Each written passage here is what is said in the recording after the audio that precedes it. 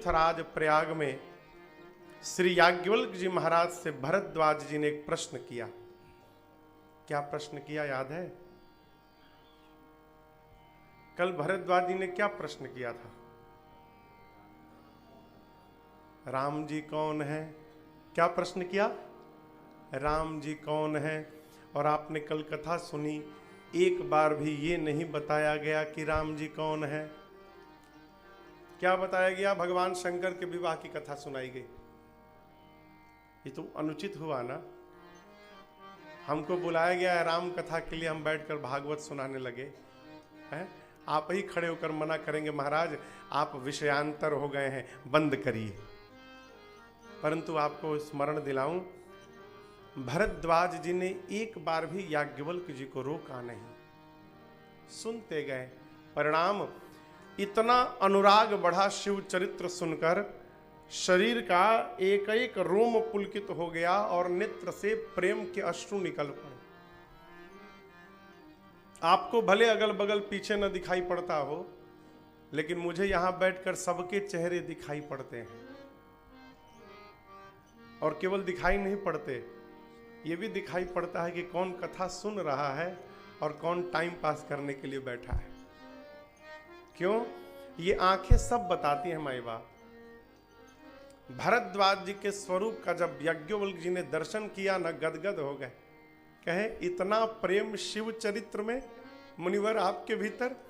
आप जानते हैं मैंने आपको राम कथा क्यों नहीं सुनाई?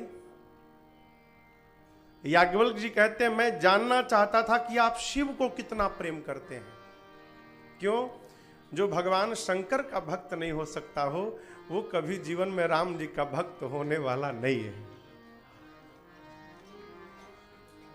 ये देखिए, भक्ति का पहला सोपान मैं आपको बताऊं, भक्ति क्या है। हम अपने जीवन में कभी किसी को छोटा ना समझे, ये भक्ति का पहला दृष्टांत है, कहे तो पहली सीढ़ी है। आप राम कथा देखिए, स्थान स्थान पर राम जी शिव जी की पूजा करते मिलेंगे। रामेश्वरम भगवान की स्थापना किसने की? भगवान राम ने की। राम जी शंकर जी की पूजा करते हैं और शंकर जी राम जी की पूजा करते हैं। क्यों? बड़ा वही है माई बाप जो सामने वाले को अपने से बड़ा मानता हो, किसी को छोटा न माने, वो बड़ा आदमी है। याज्ञवल्क्य जी कहते हैं, ऋषिवर भरद्वाज जी, जो शिव भक्त नहीं हो पाया वो कभी राम जी का भक्त हो ही नहीं सकता। सिद्धांत रखते हैं, शिव पद का माला जिनहि रति नाहि। शिव पद का माला जिनहि रति नाहि। राम ही ते सपने होना सुहाही।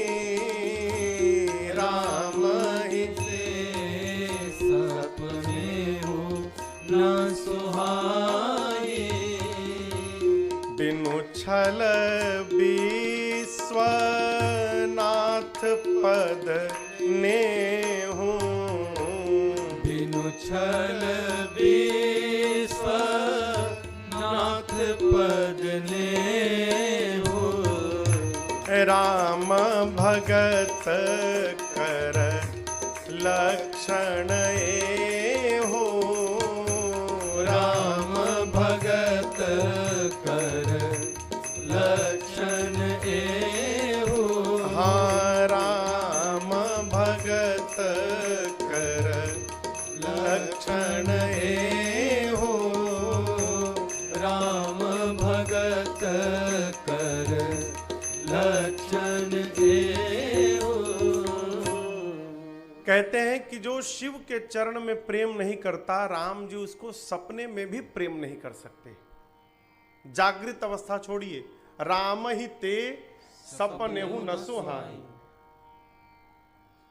जो बिना छल के, छल रहित होकर विश्वनाथ भगवान के चरणों में प्रेम करता है, यही राम जी के भक्त का लक्षण है, वही राम जी का भक्त है।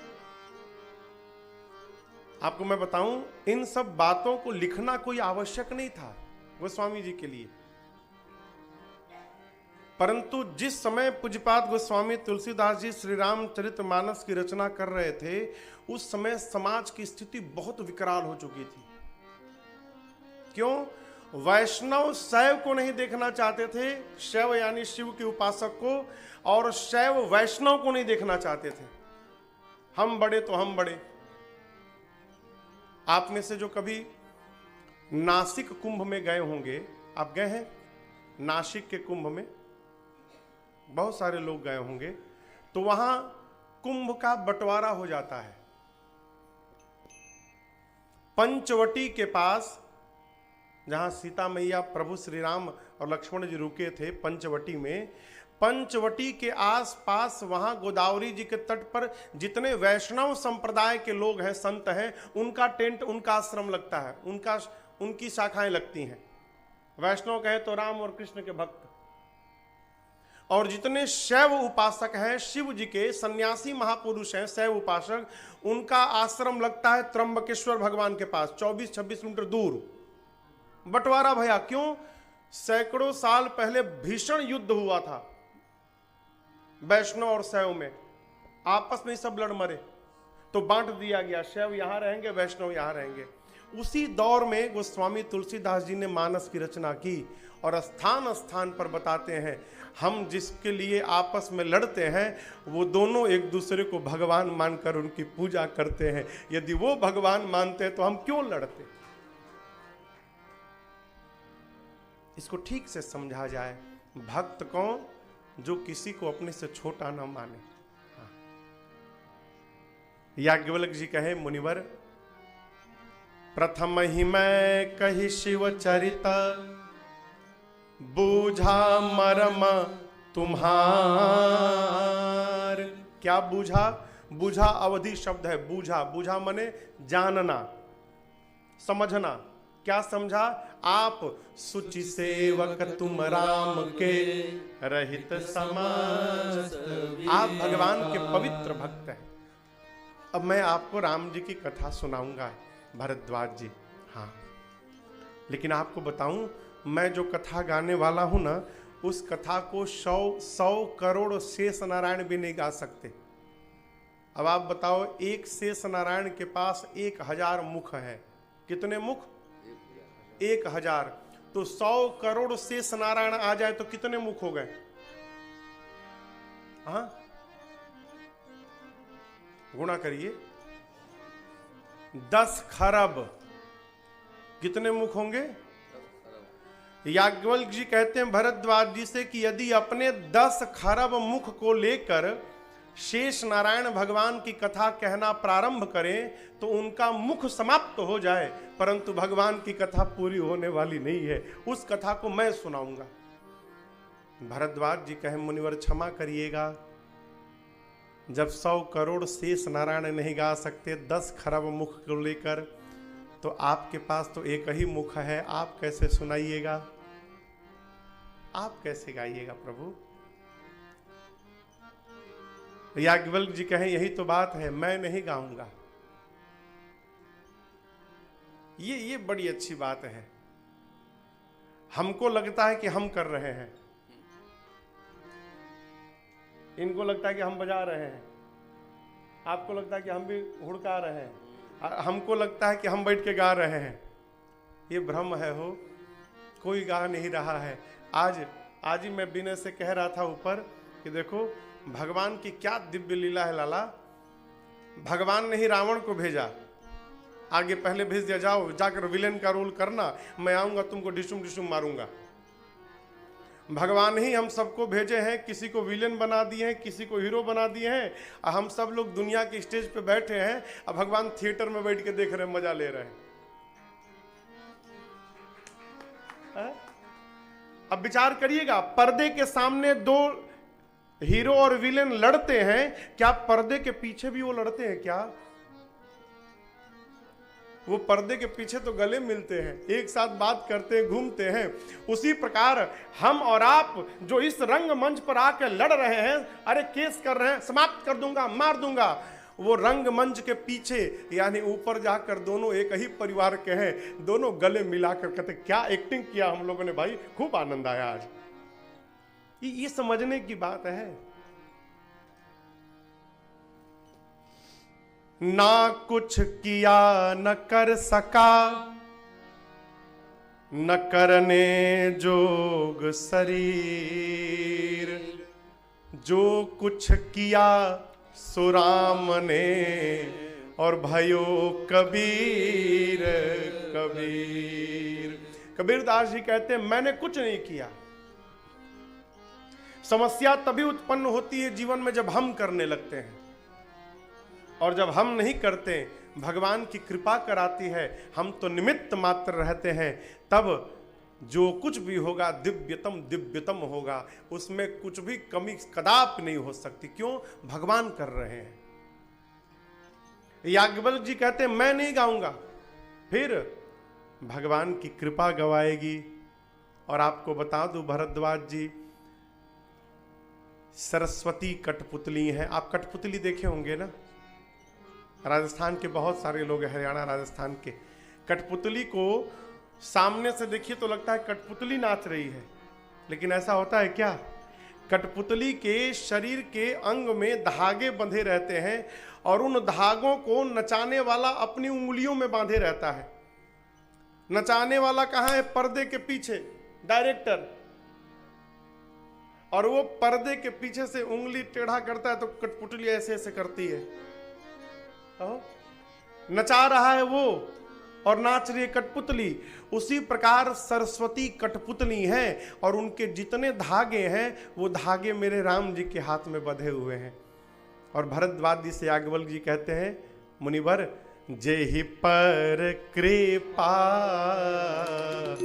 करहि जन जाने, जेहि पर कृपा करहि जन जाने। हाँ, जेहि पर कृपा, जेहि पर कृपा करहि जन जाने, कभी उर अधीर नचावहि वाणी, कभी उर अधीर नचावहि वाणी, कभी उर अधीर नचावहि वाणी, कभी उर अधीर नचावहि वाणी। कहते हैं वो राम जी जिनके हाथ में सरस्वती रूपी कठपुतली की डोर है, राम जी जिस पर इशारा कर दें कि सरस्वती इस पर कृपा करो, वो जाकर कृपा करती हैं उस जीव पर, और वो कवि की भांति जिह्वा नचाने लगता है। अब आप कहोगे महाराज कैसे मान ले? कालिदास जी का नाम सुना है ना? क्या कहलाए? महाकवि कालिदास। और जिस कवि के आगे महा लिखा है, उसी के आगे महामूर्ख भी लिखा था। महामूर्ख थे, मूर्ख भी नहीं थे, मूर्ख शिरमौर थे। कौन? कालिदास जी। क्यों महाराज? जिस डाल पर बैठे थे उसी को काट रहे थे। ऐसी करुणा बरसी हो भगवती की, महामूर्ख कालिदास महाकवि कालिदास बन गए। और रघुवंश जी की कथा लिख डाले, राम जी की कथा लिख डाले, रघुवंश काव्य। कब किस पर कृपा हो जाए कोई नहीं जानता। पुरुषस्य भाग्य दैवो न जाने कुतो मनुष्य, आगे वाला नहीं कहना। सावधान सावधान। देखिए, हम कौन भगवान का जन है, एक प्रश्न विचारणीय है। भगवान अपने जन पर कृपा करते हैं, तो आप कहोगे महाराज भगवान का जन कौन है? सीधा सा उत्तर है, जिसको जीवन में सत्संग की प्राप्ति हो रही है वो भगवान का जन है, इसीलिए उसको प्राप्त हो रही है सत्संग। जो भगवान का है उसी को सत्संग सुलभ होगा। हमसे भी कुछ दिन पहले किसी कथा में एक श्रोता ने प्रश्न किया कमरे में, महाराज आप लोग एक ही कथा बार बार सुनाते हो, कथा सुन के क्या होता है? हमने कहा कुछ नहीं होता है। फिर क्यों लोग सुनने आते हैं महाराज? आपने नल देखा है? नल पानी वाला, घुमाने से जिसे पानी गिरता है। एक प्लास्टिक का आता है, प्लास्टिक की टोटी रहती है, और खोलते बंद करते उसकी टोटी खराब हो जाती है। कितना भी टाइट करो उसमें से बूंद बूंद पानी गिरता रहता है। देखा है ना? कभी कभी तो देखा ही होगा। ऐसे किसी नल के पास आप 1 साल बाद जाना, 1 साल बाद आप भी कहोगे अरे बूंद बूंद गिर रहा है, उससे कौन सा बिगड़ जाने वाला है। दिन में 5 बार पानी आता है, कुछ नहीं होगा, गिरने दो। 1 साल बाद उस नल के पास जाइएगा, वो बूंद बूंद पानी जहां गिरता है ना, आप देखिएगा नीचे धरती में पत्थर पर गड्ढा आपको दिखाई पड़ेगा। वो बूंद बूंद पानी वहां गड्ढा कर देता है। यदि बूंद बूंद पानी से उस पत्थर में गड्ढा हो सकता है तो इस भगवान की कथा को भी यदि बूंद बूंद सुनते रहोगे तो एक न एक दिन यहां भी गड्ढा अवश्य पड़ेगा, अवश्य पड़ेगा। प्रातः स्मरणीय पूज्य पथिक जी महाराज का एक पद है, कहते हैं, अरे सदा जो सुसंगति में, सुसंगति यानी सुंदर संगति में, सदा जो सुसंगति में आते रहेंगे, सदा जो सुसंगति में आते रहेंगे, वो जीवन को अपने सजाते रहेंगे, सदा जो सुसंगति में आते रहेंगे, वो जीवन को अपने सजाते रहेंगे, सदा जो सुसंगति में।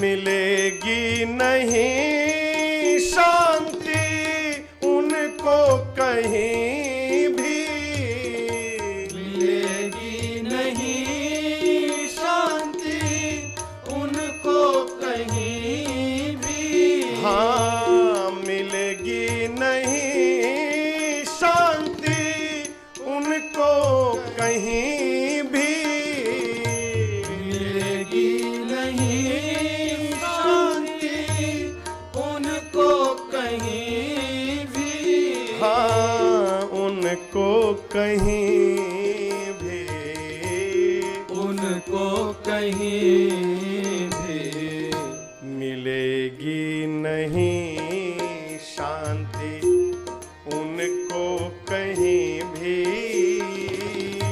मिलेगी नहीं शांति उनको कहीं भी। किनको?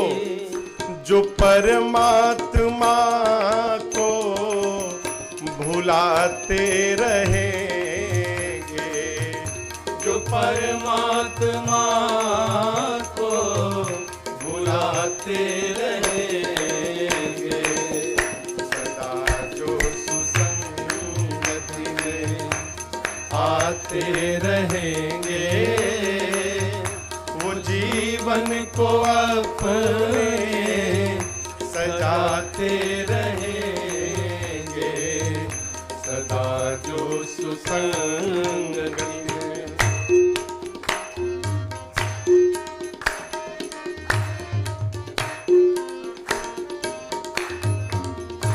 उन्हीं की बनी है और बनती रहेगी, उन्हीं की बनी है और बनती रहेगी, हाँ उन्हीं की बनी है और बनती रहेगी, उन्हीं की बनी है और बनती रहेगी, हाँ बनती रहेगी, बनती रहेगी। प्यारे उन्हीं की बनी है और बनती रहेगी, उन्हीं की बनी है और बनती रहेगी। किनकी? जो बिगड़ी किसी की बनाते रहेंगे, जो बिगड़ी किसी की बनाते रहेंगे।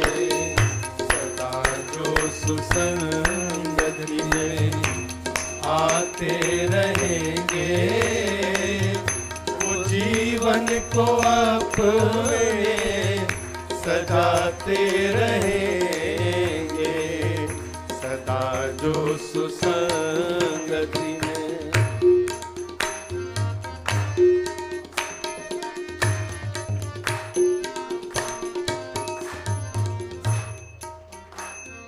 कहते हैं कि दूरियां किलोमीटर में नापी जाती हैं, गलत बात।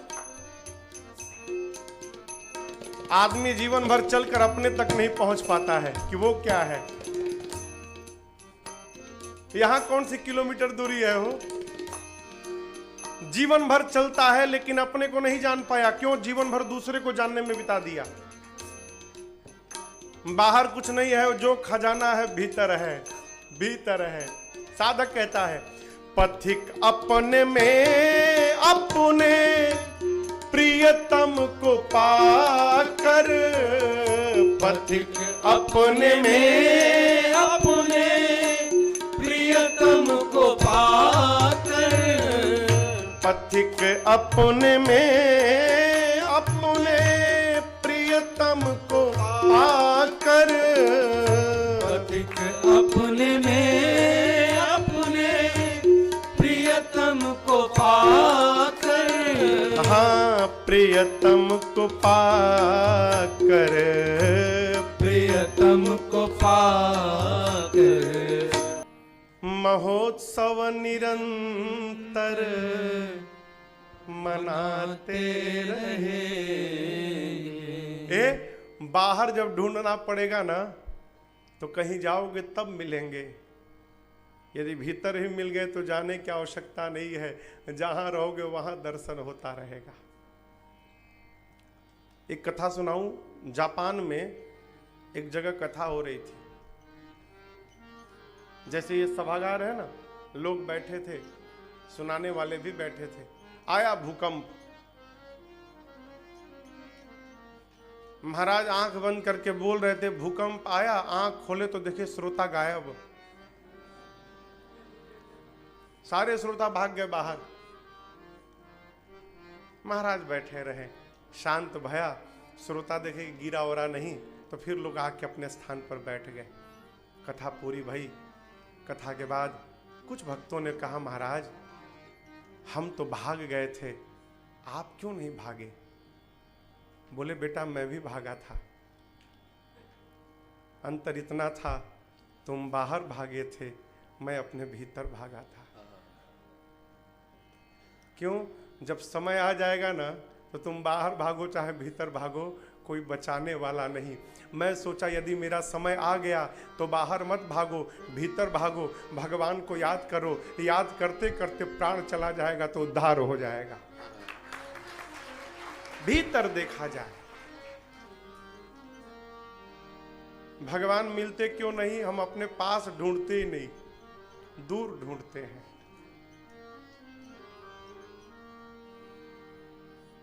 नहीं भीतर है, नहीं बाहर है,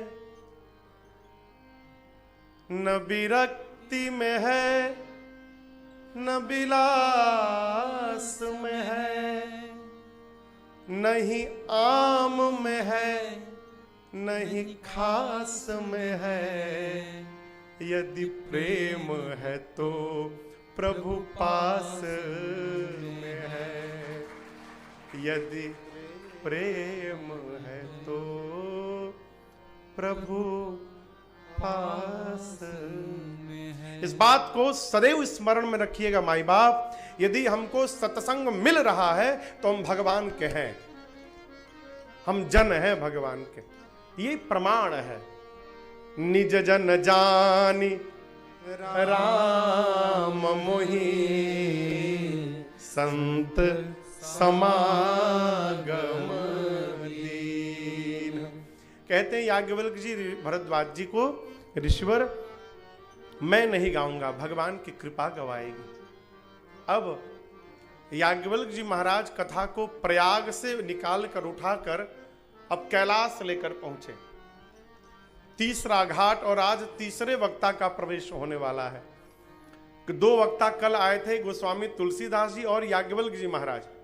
अब आज याज्ञवल्क्य जी कथा को कैलाश ले जा रहे हैं और कहते हैं कैलाश का परम दिव्य शिखर है, जहां पर भगवान शंकर और मां भवानी जी का सदैव वास है?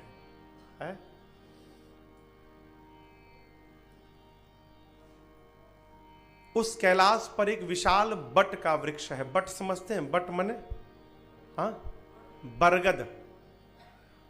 बट कहते हैं बरगद को। विशाल बट वृक्ष है। और आपको बताऊं, उस बट वृक्ष के पत्ते कभी सूखते नहीं है। नित नूतन सुंदर सब काला, सभी कालों में, हर ऋतु में उस वृक्ष पर सदैव नवीनता बनी रहती है। कारण जानते हैं क्या है? उसी के नीचे बैठकर बाबा भजन किया करते थे। और भजन का प्रभाव है कि उस वृक्ष में नवीनता बनी हुई है। यदि वो भजन हमारे भीतर आ गया तो इस जीवन में भी नवीनता बनी रहेगी। बूढ़ा शरीर होता है प्यारे, मन बूढ़ा नहीं होता। शरीर का बूढ़ा होना ये तो प्रकृति है, सत्य है, काट्य सत्य है। लेकिन सावधान, मन कदापि बूढ़ा नहीं होना चाहिए।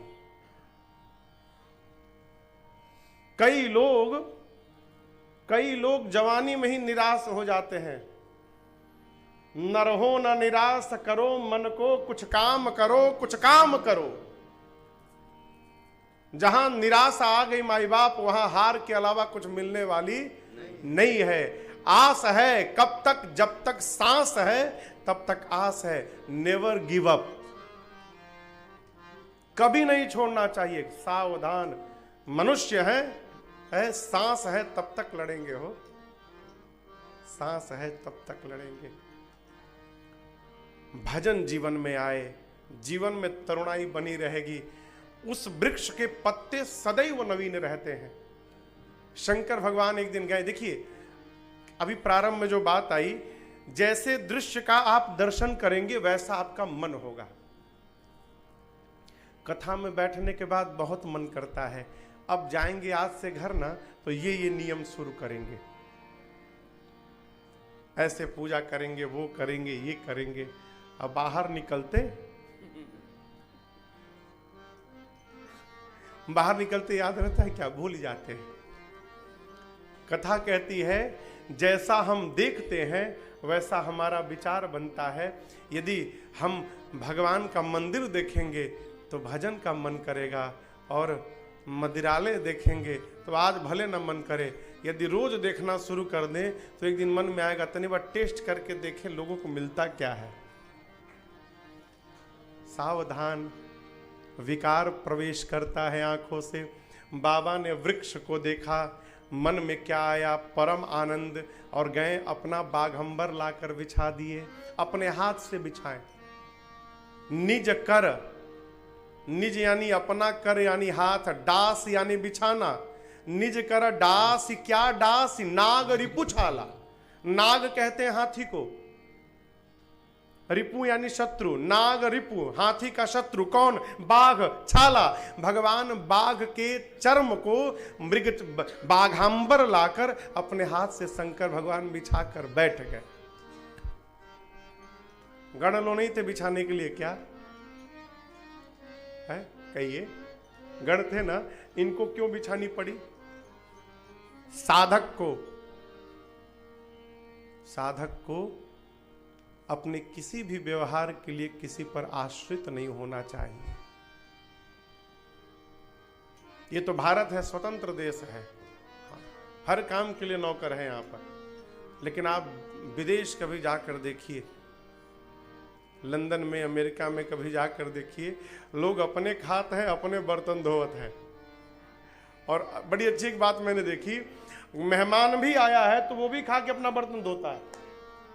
क्यों? जानता है यदि आज नहीं धोऊंगा तो कल बुलाएगा नहीं भोजन पर। मेहमान भी खा के अपना प्लेट गिलास धो के तब जाता है। ये अच्छी बात है। बच्चों में एक आदत डालिए, बच्चों में बचपन से। बुढ़ापे की बात नहीं है, बचपन की बात है। बचपन में आएगा तभी 55 के बाद भी चलेगा। क्या? बच्चे प्रातः काल उठे ना, तो उठने के बाद अपने चादर और रजाई को बच्चे अपने हाथ से समेट कर और ठीक करके उठे बिस्तर से। जो अपने बिस्तर को ठीक नहीं कर सकता है वो अपने जीवन को खाक ठीक करेगा? है? आदत पड़े। ये छोटी छोटी बातें हैं।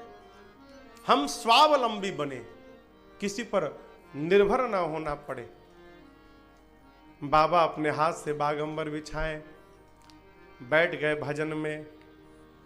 पार्वती मैया ने देखा बाबा एकदम परम आनंद में है, परम शांत हैं। शंकर भगवान को कहते हैं यहाँ पर गोस्वामी जी, बैठे सोह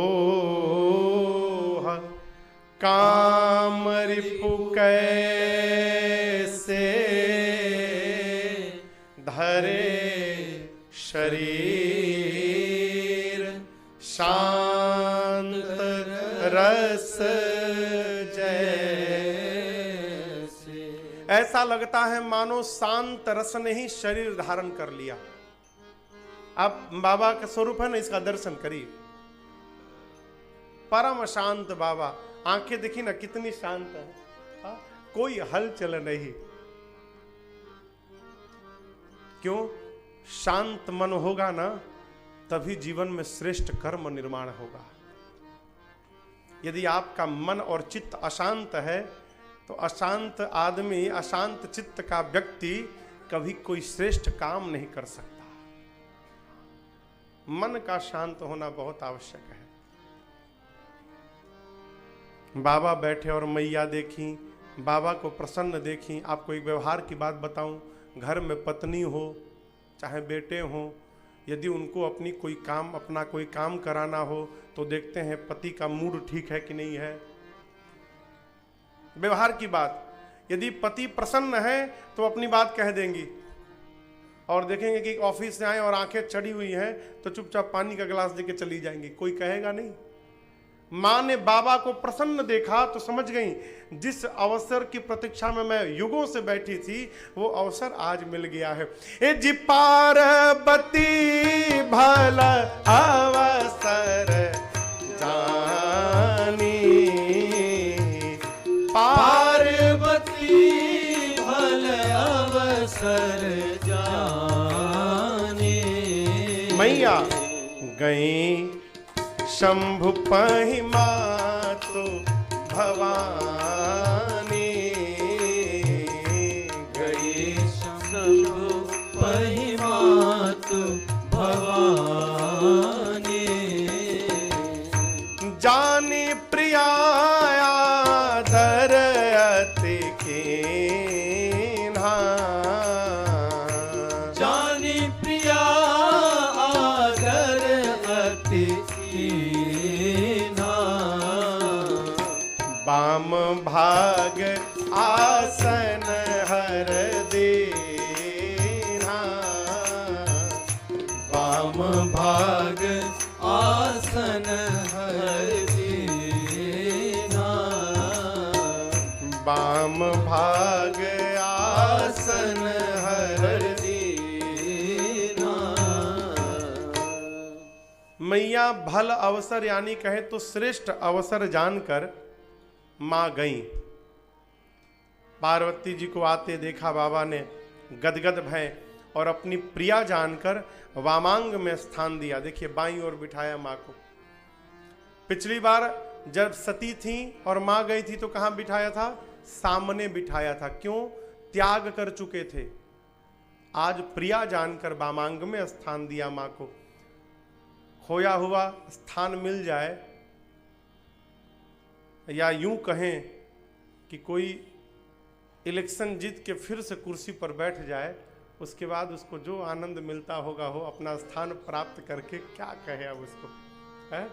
माँ बैठी बाबा के बामांग में, परम आनंद में माँ आ गई।